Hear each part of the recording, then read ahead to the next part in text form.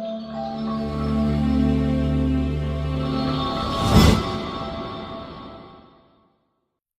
kanal izləyiciləri, hər birinizi yenidən xoş gördük. Nəhayət, DİM-in informatika fənninə aid olan qəbul proqramı çərçivəsində 20 variantlı sınaq imtahanı kitabı da çapdan çıxdı və ardıcıl olaraq bu sınaqların videolarını çəkməyə çalışacağım. İlk olaraq sınaq 1-dən başlayacağıq və qeyd edim ki, bu sınaq 1-də onsuz da müəyyən qədər sadə olacağını gözləyirdik. Çünki bu bölməyə aid bu tipdə suallar salına bilir. Sadəcə olaraq bəzi sualları isə daha təkmilləşdirərək salmaq olardı. Biz isə sualların izahına keçid ala bilərik. Elə ilk sualdan başlayaq. İnformasiyanın neçə növü var? Bu, yəni birbaşa əzbər sualıdır. DİM səviyyəsində, DİM nəzəriyyə kitabında və eləcə də digər kitablarda bununla bağlı çox qeyd olunub. 5 növü var idi. İnformasiyanın növlərini qeyd etsək burada. Birinci olaraq vizual yaza bilərik. Dad informasiyası yazırdıq. Dəri, buna taktil də deyə bilərik. Taktil. Sonra burada səs informasiyası və qoxu informasiyası olaraq 5 növünü saymışdıq. Birinci sual bu şəkildə. İnformasiyanın xassəsi deyil. İnformasiyanın da xassələrindən demişdik ki, aktuallıq var, tamlıq var, obyektivlik var, etibarlılıq var və bir də anlaşıqlılıq var ki, burada qeyd olunmayıb. Diskretlik informasiyanın deyil, alqoritmin xassələrindən biridir. Deməli, ikinci sualda bitirdik. Üçüncü sual, informasiyanın emal prosesidir. Elektrik enerjisinin istehsalı, kitabın ciltlənməsi, elektron məktubun göndərilməsi, mətnin tərcümə edilməsi. Tərcümədə artıq emaldan danışa bilərik. Üçüncü sualda bu şəkildədir. İnformasiya növü deyil. Az öncə yuxarıda da qeyd etdik. Burada elə ilk olaraq A bəndi video informasiya yoxdur. Qoxu, dad, görmə, səs və taktil informasiyalar mövcuddur. İnformasiya qəbul edici şəxsin başa düşdüyü şəkildə bu anlaşıqlılıqdır. Bu xassəni də bilirik. Yəqin ki, keçirik 6-cı suala. Doğru ifadəni müəyyən edin. Cari zamana uyğun olan informasiya aktualdır. Bu kitablarda bu şəkildə keçir ifadələr. Doğru cavab da hər halda A variantıdır. Sadəcə olaraq bir qədər bu variantların əslində təkmilləşməsinə ehtiyac var. 6-cı sual bu şəkildə idi. 7-ci sual. Sezar üsulu ilə şifrlənmiş film şifrini müəyyən edin. Yəni burada bir şifrləmə var. Əlifba da verilib bizə. Bizə lazımdır ki, bu simvollar hansı ilə əvəz olunub? Yəni neçə addım sürüşmə ilə belə deyək ki, əvəzlənib. Burada da bilirik ki, simvollardan birinin hansı simvolla əvəz etdiyini tapsaq, yəni ardıcıl nə qədər məsafədə olduğunu biləcəyik və digər simvolları da o şəkildə yaza bilərik. Mən ilk öncə B-lərə baxmaq istəyirəm, çünki variantlarda üçündə daha çox birinci simvol B ilə başlayır. Əgər B ilə əvəz edəsək, baxarıq burada, B ilə əvəz edəsək, fikirləşirik ki, F B ilə əvəz olunub. B ilə əvəz olunubsa, gəlirik burada F-i tapırıq. B ilə əvəz olunması üçün 1, 2, 3, 4. Yəni burada açarı 4 oldu, geriyə doğru sayda tapdıq, 4 addım geriyə, -4 də deyə bilərik. B olduğunu buradan biliriksə, indi digərinə baxaq görə bu uyğunluq qorunurmu? Əgər I olsaydı, 1, 2, 3, 4, baxırıq ki, burada B və B var, 2 variantda var. Davam edək. Üçüncü simvol əslində eynidir, H-dır və buna artıq baxmaya ehtiyac yoxdur. Sonuncu simvola baxa bilərik. M-dir. M-dən əvvəl 1, 2, 3, 4 və görürük ki, burada I-dir. Və yenə də elə baxaq istəyirsiniz. Elə də baxdığımızda 1, 2, 3, 4 və B variantı olduğunu burada görə bilirik. Doğru cavab B variantı. 8-ci sualda yenə də Sezar üsulu ilə bağlı bir sualdır. Şifrlənmiş disk sözünün şifrini müəyyən edin. Artıq burada açar verilib, K bərabər 5-dir. Bu o deməkdir ki, buradakı hər bir simvol 5 addım sonrakından əvəz olunub. Baxırıq burada D-nin 5 addım sonrakını tapsaq, 1, 2, 3, 4, 5 I ilə əvəz olunacaq və B, C burada getdi artıq. Sonra I-yə baxsaq, I-nin özü buradadır. 1, 2, 3, 4 və 5 N-dən əvəz olunacaq. Burada hamısı N-dir. Buna baxmaya da bilərdik. S-dən başlasaq, deməli 1, 2, 3, 4, 5 X olacaq. Deməli, D getdi, qalır A və Y. Gəlirik nəhayət K-ya baxırıq. K-nı tapdıq burada. 1, 2, 3, 4, 5 və P hərfi ilə əvəz olunduğunu tapdıq. Y variantı. 8-ci sualda. 9-cu sual. Şagird Paint proqramında ağ-qara təsviri rəngləyir. O, bu təsvir üzərində hansı informasiya prosesini yerinə yetirir? İnformasiya proseslərindən informasiyanın toplanması, ötürülməsi, saxlanması və emalı var idi. Burada artıq ağ-qara təsvir rəngləyir və bunu artıq düşünərək bu şəkildə emal prosesinə saya bilirik. 9-cu sualda D variantı. İnformasiyanın qrafiki təqdim olunmasına aid deyil. Grafikidir, grafikidir, grafikidir və grafikdir. C variantı. Səs yazısı var burada, deyil. Hansı növ antiviruslar vaksinləşmə yolu ilə virusları aldadaraq proqramların yoluxmasının qarşısını ala bilir? Burada antivirus növlərindən detektorlar deyilmişdi, detekt edirdi, virusu aşkarlayırdı, tapırdı. Müfəttişlər cari vəziyyətlə ilkin vəziyyəti müqayisə edirdi. Süzgəclər əməliyyatdaşlara və xarici qurğulara müraciətlər tuturdu, bu deyil. Və doktorlar virusu aşkar edib, deyək ki, ilkin vəziyyətə qaytarmağa çalışırdı. Yəni bunlar deyil. İmmünizatorlar, bunun digər adı ilə vaksinlər idi. Bu elə ən yaxşı yadınızda qalacaq növlərdən birisidir. Çünki o dönəmdən keçmişik. 12-ci sual. İnformasiyanın kompleks mühafizə sisteminə aid deyil. Bu da nəzəri sualdır və informasiya kompleks mühafizə sisteminə və şəxsi mühafizə qeyd olunub burada. C variantıdır ki, bu deyil. Digərləri isə aiddir. Antivirus proqramı deyil. Antivirus proqramıdır. Avast antivirusdur. Antivirusdur. Doktor Web antivirusdur. Disk defragmenter isə antivirus proqramı deyil. Bunu bilirsiniz. Yəni ki, proqram təminatı mövzularında buna tutulmuşdur. Uyğunluğu müəyyən edin. Əməliyyat sistemini yaxşı bilən və onun nüvəsini yenidən proqramlaşdıra bilən kompüter mütəxəssisləri, bunlar hacker adlanır. Müxtəlif proqramların üzünün çıxarılmasına qoyulan müdafiəni ləğv edə bilən, lakin proqramın zəif yerlərini araşdırıb tapa bilməyən mütəxəssislər. Bunlar bilirik ki, yəni belə deyək, senari uşağı var idi, senari uşağı, sonra kreker var idi və hacker var idi.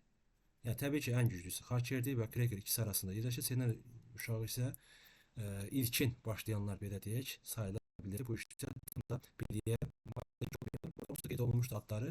Senari uşağı buradadır, hacker buradadır, kreker buradadır. Hakerlik sayəsində kifayət qədər biliyə malik olmayan, lakin digər hakerlik obyeklərindən istifadə edərək kompüterin təhlükəsizlik sisteminə ziyan verə biləcək mütəxəssislər. Deməli, 3-ə yaza bilərik A-nı. 3-ə A-nı yazdıq. Hacker B getdi 1-ə. 1-ə getdi. Onsa burada variantlarla da uyğunluq tapa bilərsiniz. Yəni 1-ə B getdisə artıq A deyil, B deyil, D deyil, qalırsınız C var. C və Y arasında 1B, 3-ə də A-nı yazdıqsa o zaman doğru cavab Y variantı deyə bilərik. İkinci isə C idi. Burada krekeri də az öncə göstərmişdim. Arif dostunun evinə qonaq getdi. Dostu ona qarşıdakı dayanacaqdan avtobusa minib geri qayıda biləcəyini dedi. Arif dayanacaqda 3 fərqli nömrəli avtobus gördü və anladı ki, dostunun verdiyi informasiya onu geri qaytarmaq üçün qərar qəbul etməyə kifayət etmir. Yəni 3 fərqli avtobusdan tam buna əmin deyil ki, hansından getməsi lazımdır və elə doğru cavab da burada C. Yəni tamlıq xassəsi ödənilmir burada 15-ci sualda. 16-cı sualda tarih zamana uyğun olan informasiya. Bir da buna toxunulmuşdu və qeyd etmişdim orada. Yenə də burada yazılıb. Buna aktual aid olacaq. Burada yazdım. Ayrı-ayrı mənbələrdən eyni obyekt haqqında alınan və üst-üstə düşən informasiya etibarlıdır. Varmı burada? Bəli, C variantı. Başqasının fikrindən asılı olmayan informasiya isə obyektivdir. Obyektiv, ümumi bunu yazdıq. Deməli 1B, 2C, 1B, 2C, 3Y bəndi ilə 16A bəndi dedik. 17-ci suala keçid ala bilərik. Kompüter viruslarından qorunma səviyyələrinə aiddir. Xatırlayırsınızsa bununla da bağlı, yəni bu Dim Nəzəri kitabında 16-cı bölmədə verilib və 3 səviyyə var idi. Virusların kompüterə daxil olmasının qarşısı alınır. Bu birinci səviyyə idi.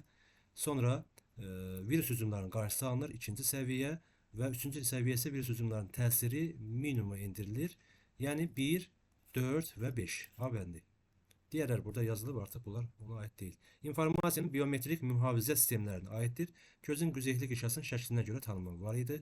Ovuc içinə görə tanıma var. Burada temperaturuna görə tanıma var. Bu yanlışdır. Nitqin özəlliklərinə görə tanıma var. Bəli. Barmaq izlərinə görə tanıma var. Üzün rənginə görə yoxdur. 1, 3, 4, 18-də B bəndi deyə bilərik.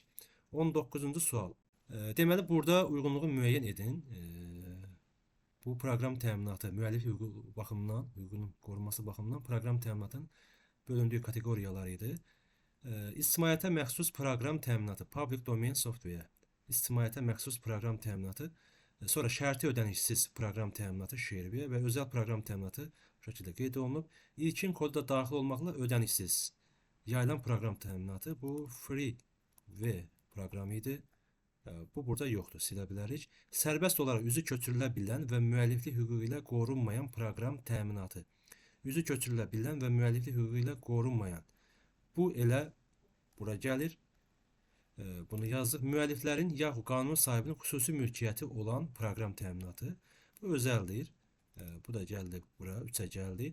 Gəlir əldə etmək məqsədilə yaradılmış proqram təminatı kommersiya tipli proqram təminatıdır. Ticari, buna yazırıq kommersiya. Bu burada yoxdur deyə sildik. Müəlliflik hüququ ilə qorunan və pulsuz yayılan proqram təminatı. Müəlliflik hüququ ilə qorunan, pulsuz yayılan. Yəni burada yadınızda belə saxlayın, şeirbiyə dedi, şərti ödənişsiz. Yəni ödənişsizdir, amma şərt var. Müəlliflik hüququ qorunmalıdır. 2-yə də Y bəndi gəldi. Yəni doğru cavab 1B, 2Y. 1B deyil, 1B, 2Y. Y bəndində ilə uyğun gəlir. 19-cu sualda. Keçid ala bilərik 20-ci suala. Buradan keçək. Uyğunluğu müəyyən edin. Mətin informasiyası, ədədi informasiya, səs informasiyası və riyazi ifadələr, ədədlər, tarix və zaman. Ədədi informasiya gəlir bu. Yəni ki, bildiniz. Suyun şırıltısı, telefon zəngi, səssiz. Burada bir səs var. Bura gəldi. Film, klip, video, çarx. Burada video yoxdur. Şəkillər, sxemlər, çertiyojlar yoxdur. Və şeir, hekayə, reklam yazısı isə gəlir 1-ə. 1Y, 2A. 1Y, 2A, 3 də B olacaq variantdır 20-ci sualda. 21-ci sualda süzgəc antivirus proqramlarının fəaliyyəti. Az öncə də buna aid toxunduq. Virusların çoxalma və zərər vurma məqsədi ilə əməliyyat sistemi etkiləri müraciətləri tutur. Təhlükəli əməliyyatlara nəzarət edir. Elə doğru cavab budur. B variantında təkcə yoluxmuş faylları aşkarlamır, həm də onları ilkin vəziyyətlərinə qaytarmağa çalışır. Burada doktorlardan söhbət gedir. Vaksinləşmədir. Və hər hansı məlum virusda yoluxmuş faylları aşkarlamaq imkan verir, detekt edir. Əməli yaddaş və xarici qurumlar yalnız onlara məlum virusların axtarışını təmin edir. Detektorlar bunları tapır. 22-ci sualda informasiyanın yadda saxlanması prosesi deyil. Mətnin oxunması, elə A variantı doğrudur. Şahidlərin siyahı alınması, yadda saxlama var, qeydlərin aparılması, diskə yazılma, cədvəldə verilənlərin qeyd edilməsi deyil. 22-ci sualda A variantı. Keçid ala bilər 23-cü suala. İnformasiyanın ötürülmə prosesində iştirak edən elementləri ardıcıllıqla müəyyən edin. Deməli, burada sxemi xatırlayırsınız yəqin ki, ilk olaraq olmalıdır mənbə, sonra kodlaşdırılmalıdır, kodlaşdırma, sonra rabitə kanalı olmalıdır və sonra kodlaşdırılan məlumat dekodlaşdırılır və qəbul ediciyə gedib çıxır. Burada ardıcıllığa baxsaq, informasiya mənbəyi 3, sonra 5, sonra 2, yəni rabitə kanalı, 4 və 1 bu şəkildə yaza bilirik. 24-cü sual. Troyan viruslarının növlərini müəyyən edin. Burada da uzaqdan idarə etmə proqramları vardı, casuslar vardı və reklam xarakterli proqramlar var idi. Yəni 1, 2, 5. Bunları da nəzəriyyə kitabından bilirik. Müəllim dərs izah edərkən şagirdlər hansı növ informasiya qəbul edirlər? Müəllim dərs izah edərkən şagirdlər müəllimin səsini eşidir və eyni zamanda müəllimi də görürlər. 1, 2. Dad deyil, taktil, qoxu deyil, bunlar sildik. 26 buna yazaq 1, 2, 26-ya keçid aldı. İnformasiyanın biometri mühafizə sistemlərinə aid olanı müəyyən edin. Barmaq izlərinə görə tanınma, ayaq izinə görə yoxdur, üzə görə tanınma var, dırnağın quruluşuna görə yoxdur, niftin özəllikləri 1, 3, 5 burada var.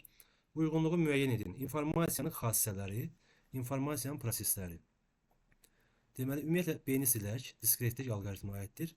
İnformasiyanın xassələrindən az öncə də toxunduq, burada var. Tam informasiya, anlaşıqlı informasiya 1CD, 2 informasiya prosesləri, ötürülmə var və eyni zamanda emal var. Burada yazırıq AY. Və nəhayət gəlirik 28-ci suala. Burada yazılı tələb olunan suallardır. Və bilirsiniz ki, qəbul imtahanında 28-ci sual alqoritm, 29-30-cu suallar isə Python ilə bağlı olacaq. Sadəcə bu mövzuya uyğun olaraq bu şəkildə sual hazırlanıb.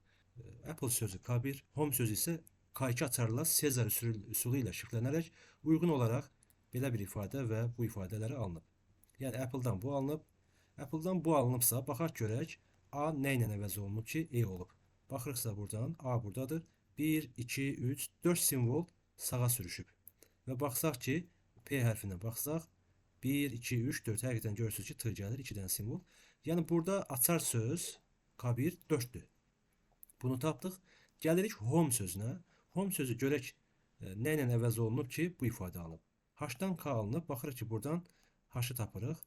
1, 2, 3. 3 simvol gedib. İstəsəz digərlərini yoxlaya bilərsiniz, amma ehtiyac yoxdur. Birini tapdıqsa, digərləri də o şəkildə gedir. O zaman K2-nin də 3 olduğunu tapdıq.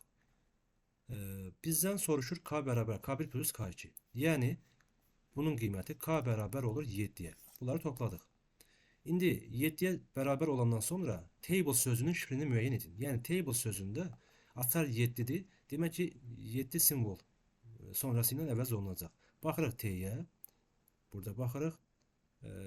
1, 2, 3, 4, 5, 6 və gəlirik bura. 7. A-ya gəlirik. Sonra baxırıq A hərfinə. A hərfindəyik, buradayıq. 1, 2, 3, 4, 5, 6, 7. H hərfi ilə əvəz olunur. Sonra gəlirik bu simvolunu buradan tapırıq və baxırıq ki, buradan 1, 2, 3, 4, 5, 6, 7 bundan əvəz olunub. L simvolu nə ilə əvəz olunub? 1, 2, 3, 4, 5, 6, 7 S-dən əvəz olunub və ən nəhayət E ilə əvəz olunub buradadır. 1, 2, 3, 4, 5, 6, 7 bu ifadə alınıb. Yəni table sözü K bərabər 7 açarına görə ahisil ifadəsi ilə əvəz olunub 28-ci sualda. Ben orada yazdım. 29-cu suala. A ədədinə aşağıda göstərilmiş əmrlər tətbiq edilir. 1. A ədədinə 1 əlavə et. 2. Alınan nəticəni kvadrata yüksəlt. 3. Alınan nəticədən 2 çıx. Deməli, bu əmrləri tətbiq edəcəyik.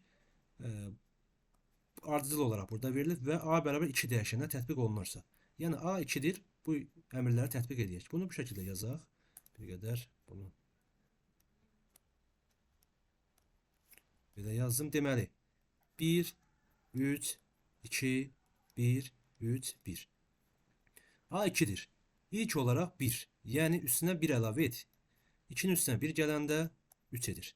Sonra 3 tətbiq olunub. Alınan nəticədən 2 çıxırıq. 3-dən 2 çıxırıq, 1 qalır. Sonra 2 tətbiq olunub. 2 hansıdır? Kvadrata yüksəldirik. Kvadrata yüksəltdik, elə 1 elədi. Sonra təzədən 1 tətbiq olunub. 1 əlavə et. 1 idi, 1 əlavə etdik, oldu 2. Sonra 3 tətbiq olunub. Alınan nəticədən 2 çıx. 2'dən 2 çıxırıq, 0 oldu. Və ən nəhayət 1 tətbiq olunub. 1 əlavə et. Və 1 əlavə etdik. Elə doğru cavab 1 olmuş oldu. 30-cu sual. Keçə bilərik 30-cu sualı. Rəqəmləri müxtəlif olan ixtiyari 3 rəqəmli natural ədədin rəqəmlərinin kvadratları yanaşı yazılaraq yeni ədəd alınır. Alınmış yeni ədədin rəqəmləri cəminin ən çox neçə ola biləcəyini müəyyən edin. Burada deməli rəqəmlərin bilirik ki 0 ola bilər, 1 olar, 2, 3, 4, 5, 6, 7, 8, 9. Bu rəqəmlər olacaq. Bizə lazımdır ki, burada kvadratları yanaşı yazılacaq. Həmin kvadratlarının rəqəmlərinin cəmini tapacağıq. Məsələn, burada baxacağıq ki, 0-ın kvadratı elə 0 edir, 1-in kvadratı 1, 2-nin kvadratı 4 edir, 3-ün kvadratı 9 edir, 4-ün kvadratı 16, 5-in kvadratı 25. Və bura baxsaq, 6-ın kvadratı 36, 7-nin kvadratı 49, 8-də 64, 9-da isə 81. Yəni bizə lazımdır ki, kvadratlardan alınan qiymətlərdən rəqəmləri ən böyük alınacaqlar var burada. Məsələn, 7-yə baxsaq, 4, 9, 13 edir. 36-da, 6-da da 36, 9 edir. 64-də 10 edir. Burada 0 bir rəqəmlidir. 1, 4, 9 bunlar bir rəqəmlidir. 16 olarsa bu 5 eləyəcək, kiçikdir. 25 olarsa 7 eləyəcək, bu da kiçikdir. 81-də də 9 edir. Düzü, burada da 9 elədi. Burada da 9 edir. Bizə lazım ki, ən çox neçə ola biləcəyi tapacağıq burada, yəni nəticə olaraq. Deməli, burada rəqəmləri tapdıq artıq. 7-dir, 8-dir, 9-dur. Bunun kvadratları 64. Üzr istəyirəm. Bunu silək təzədən yazaq. Bunun kvadratları 49, 64 və ən nəhayət 81. Yəni 4-ün üstünə 9 gəlirik 13, 64, 6-ın üstünə 4, 10, 8-in üstünə 1 gəlirik 9 edir. 23, 23'ün də üstünə 9, 32 alınmış olur. Yəni bizə lazım olan bu idi ki, ən çox alanları istifadə edək. Doğru cavab 32. Bu kadar değerli kanal izleyicileri. Ümid ederim ki videolardan yararlanırsınız. Eğer yararlanırsınızsa rey yazabilirsiniz, videoları beğenebilirsiniz ve aynı zamanda yoldaşlarınızla paylaşıp destek olabilirsiniz. Her birinize teşekkür ederim. Növbəti sınavlarda, imtahanlarda, video izləyələrdə görüşənədək. Hələlik.